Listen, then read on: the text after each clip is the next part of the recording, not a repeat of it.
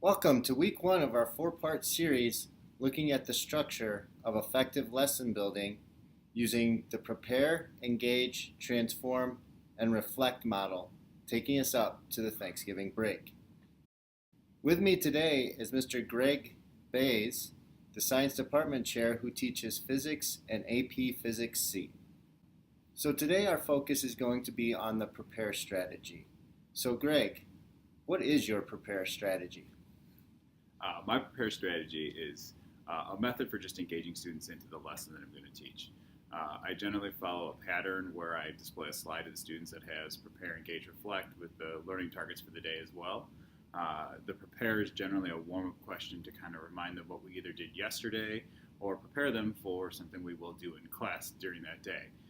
It's an application of a learning extension. Generally, it can be a math problem if we're doing math applications, or it can be a graph analysis. I use it to kind of evaluate what we're going to do and how the lesson will go. And now we'll take a look at Greg using the prepare in his AP Physics C class. We got a warm-up today that deals with a two-dimensional motion problem where you are going to then also draw the graphs. I have to draw them on the next page, but I wanted to give you all the information before we start, where you will evaluate them for correctness, meaning are they correct or not. And then in the end, I would like you to determine the initial speed of the ball that he actually shoots it with. In class, after we're done with that, we're going to work on test prep. We're going to finish with what are you doing for your test to prep for it, and then Friday is a reminder. So you kind of discussed some of your expectations for the activity. Teaching two different levels of classes, are your expectations different for an AP class versus a regular class? The general expectations aren't different. They're the same. I expect that when the bell rings, the students come in, sit down, and then start on the warm-up, whether it be whatever type of problem it is or concept that we're studying. Students come in and sit down. In honor or in AP Physics, I do not kind of mandate how the students do it or where they place it. I have warm-up sheets that I use for regular physics that the expectation is students complete it there just as an organizationally thing. I don't mandate it for AP, but I do have several AP students who've asked for the warm-up sheet and do use it.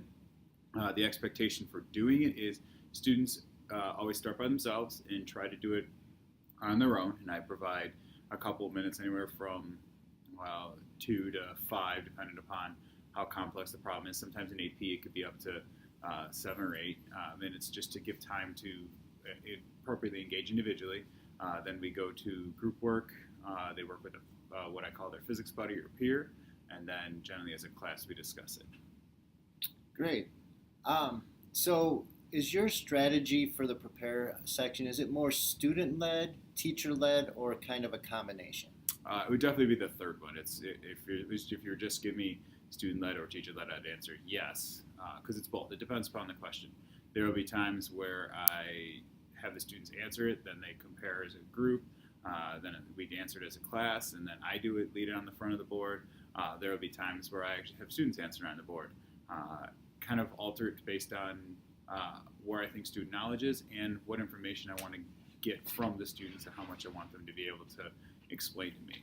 I will further also sometimes have the students actually correct one another's work, where I'll hand, if I have specific colors of markers that I match to the warm-up, I'll then hand those specific colors and markers to the students and then hand them again to another student and say, do you agree or disagree? So we're involved, engaging multiple students across the classroom. Excellent. So one final question I have for you. I know tardies and absences can be an issue with students. Do you share or have an ability for the students who may miss class for an activity, or they're just out ill, to get access to these questions or these PowerPoints? Absolutely. I actually have the PowerPoints, which are my daily lessons every day, on the Google Classroom, and I at least once a week I refresh the PowerPoint to the top of the stream on Google Classroom.